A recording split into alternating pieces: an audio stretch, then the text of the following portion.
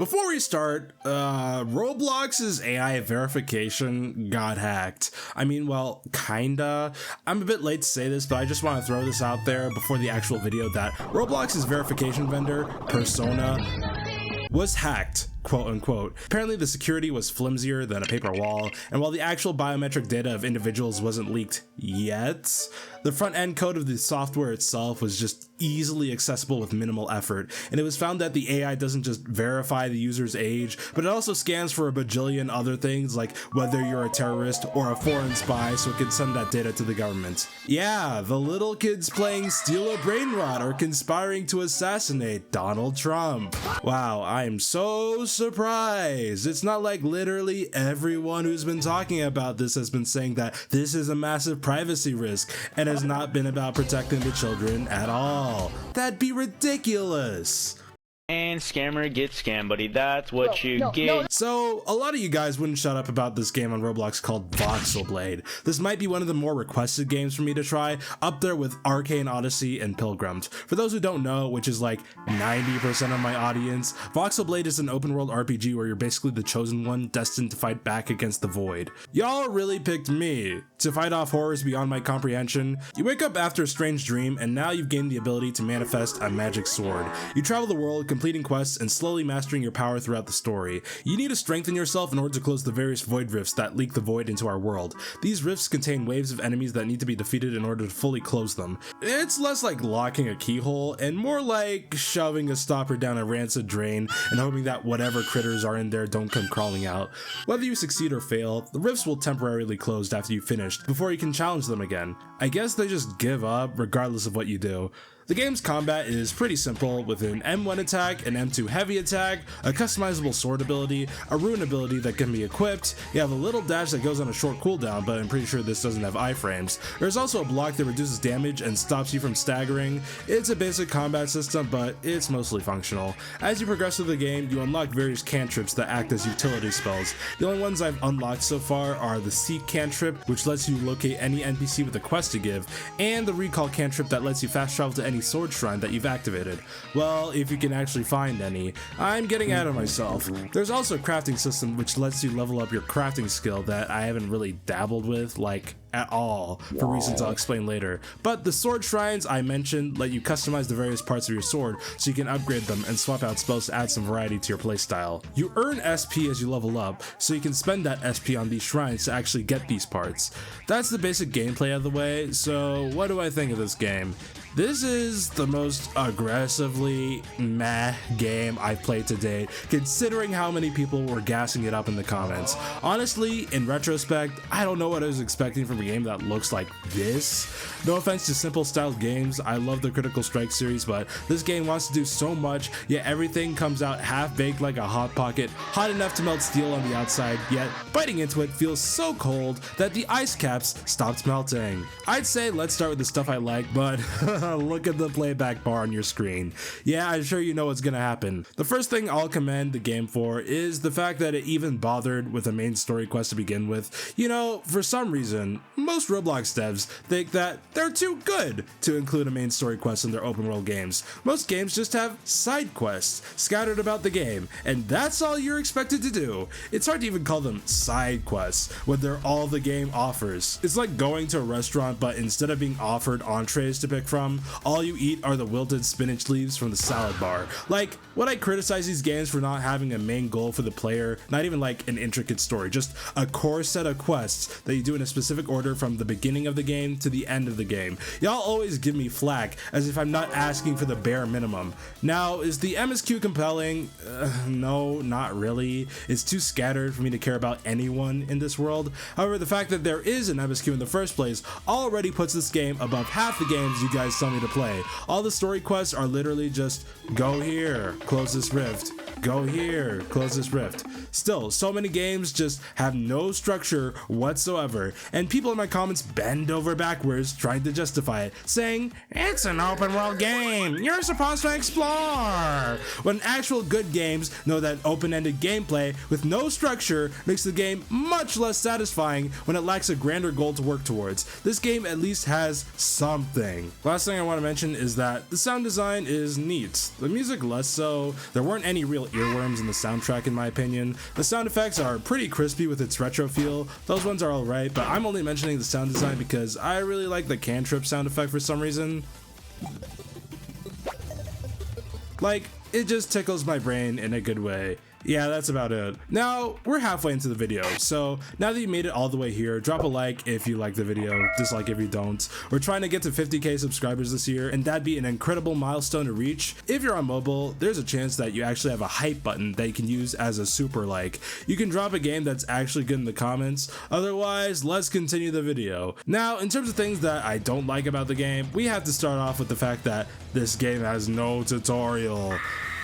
Yeah, you guys know that I had to mention this. If you're making an RPG, at least put in the effort to make a tutorial. This game doesn't make an effort to teach the core mechanics, like at all. It just tosses you into the game and it's up to you to figure everything out as if you're a sea turtle born on Normandy Beach. Like, one thing that made me frustrated was that I never bothered to learn how to use the crafting system because I cannot, for the life of me, figure out how to harvest materials. Like, I played several hours without ever getting the materials to craft a basic health potion. Like, I know someone's in the comments right now talking about how it's super obvious and that I'm just an idiot for not figuring it out. But it's usually straightforward to craft in most games. This isn't most games, apparently. That combined with the fact that your character has no passive regen makes surviving kind of a pain. I mean, you can go to an inn to heal for a fee, but inns are also where you set your spawn point. There's no penalty for dying, so you can literally just go to an inn, set your spawn point, and reset with no repercussions.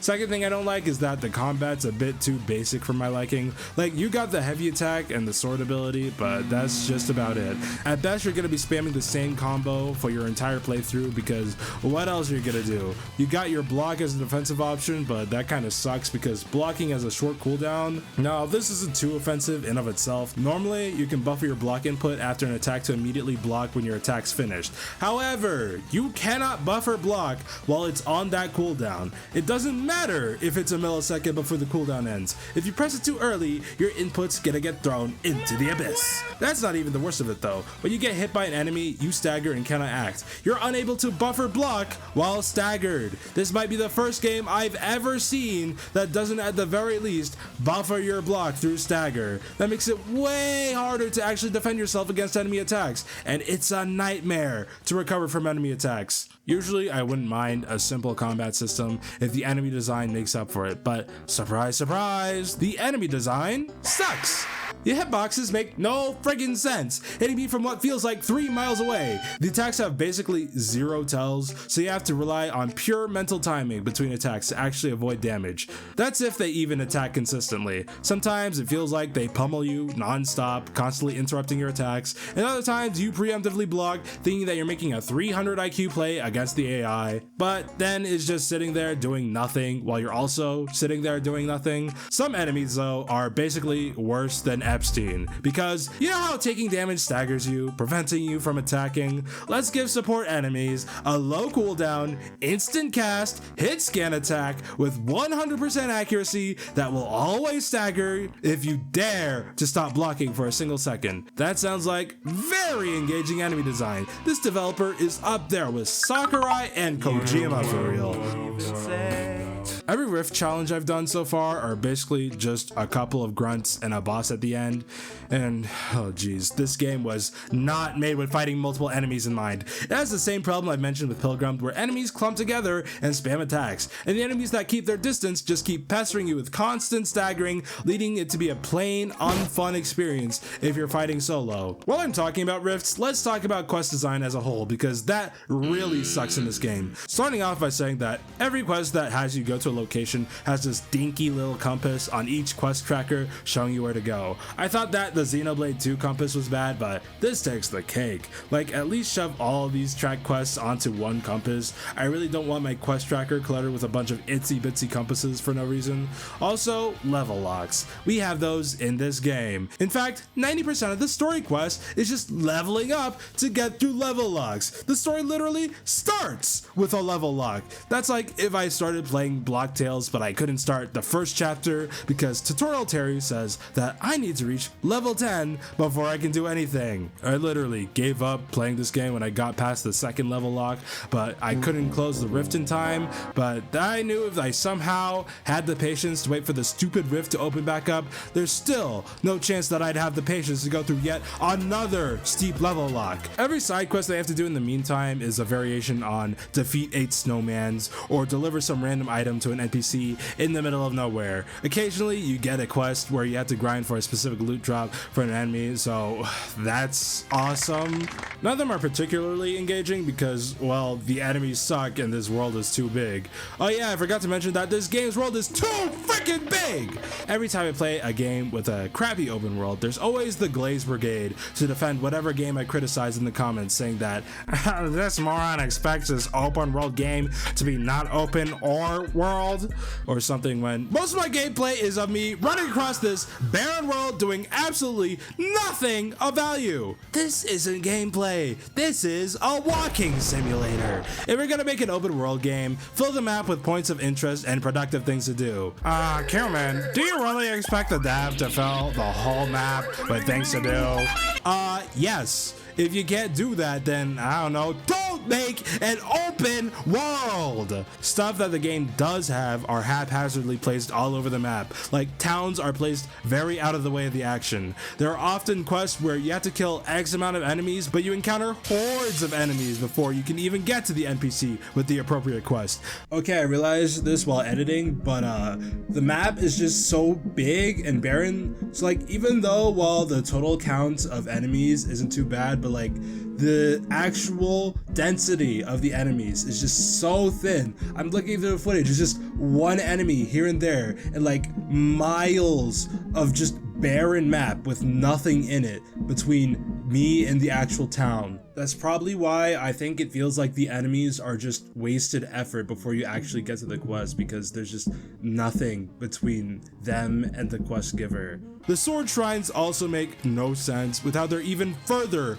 out of the way, with them being nowhere near towns. You know, your main resting spot? Why would you have all your essentials, like crafting and armor upgrading, be in this easy to access hub in your spawn point, and then just have your weapon upgrading be 12 miles away from every single town? This makes no logical sense. Even if you were an amateur dev, it's literally more work to separate your upgrade stations from each other than to put them in one spot. In general, there should be a bit more thought put into where the locations are placed in relation to the player's natural direction of movements. I know that's easier said than done, but it's egregiously bad in this game. You know, this wouldn't be as bad to navigate if the game had a map screen. I mean, the game's world would still suck, but I at least know where I'm going. It feels like open world Roblox games with maps to look at are the exception and not the norm. You'd think that if your game relies heavily on exploration, you'd have, well, a map, just like every other open world game ever. I guess that basic navigation features are a luxury that are too much for me to ask in a game that relies heavily on navigation. Well, we got a big game with nothing but empty space in it, but surely there's a good fast travel system in place. Now that doesn't make too much sense to implement. This might be the worst RPG fast travel system I've played to date, and I didn't even think that's possible. You don't unlock fast travel until you close the first rift, which doesn't sound bad until you remember that every rift is level locked. That means that you're grinding non-stop early game, and if you ever die from the fact that it's easy to lose too much health and it's a hassle to actually heal, you're gonna eventually die and have to walk the entire way back because people love walking in empty boring maps for some reason. You eventually tough it out and unlock recall. You use recall to teleport to a sword shrine, and that's cool and all. You venture outside your comfort zone a little, you know, do some exploring because it's an open world. You bite off more than you can chew and die, but it's okay because you can just recall again, right? 5-minute cooldown.